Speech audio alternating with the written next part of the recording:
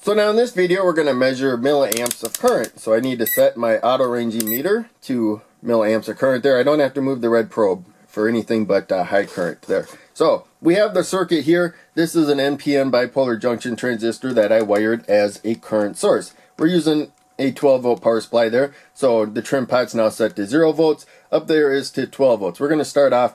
We want about 4 volts, so I'm about a third of the way up to the positive supply, and then I'm going to add a little bit more because remember the base 2 emitter drops about 0.6 volts. So in any case, we should be close to about 4 milliamps of current that will flow through collector to emitter. So we got about 3.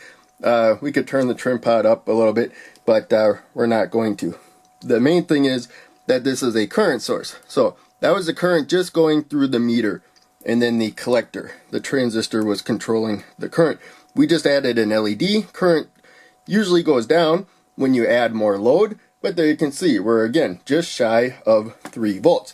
We're also going to go through a blue LED, and you're going to see the current should be pretty much the same. It might have a slight variation, but we increased the load a lot, and we have the same current. Now we're going to turn the trim pot up right there, and I'm going to do this quicker now. So we're going to measure current, but we should be somewhere about 8 milliamps of current the way we have this wired up. So I'm going to bypass the LEDs. So there we go, a little bit below 8, 7.16 through one LED, 7.16, and I think we may fall a little short because the blue LED is it's dropping more voltage.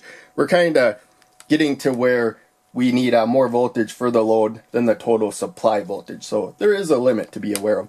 And of course I do have a schematic diagram for those that like it. So we have been looking at the NPN bipolar junction transistor. I'm using a 2N3904 as a current source in a lot of recent videos. So I'm going to just kind of quickly go through this. But when you have a 1000 ohm resistor, which I do here, then whatever voltage you put across it, for each volt you're going to get 1 milliamp of current.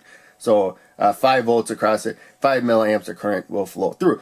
And so we set the voltage. You got the base voltage set by the trim pot, but you lose about 0.6 volts, and that 1K resistor may affect it a little bit. But in any case, you can adjust the voltage to what you want. That's the main thing. So let's say 5 volts, 5.6 volts there.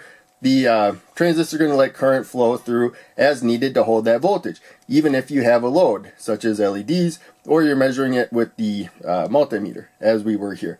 That is the main principle. But of course, the load will drop some voltage as we saw before, so it will set a limit to the maximum current you can set. But ultimately we could get close to 12 milliamps of current with no load, and loads will drop it a little bit. But in any case, we're going to keep this short. Hope you enjoyed.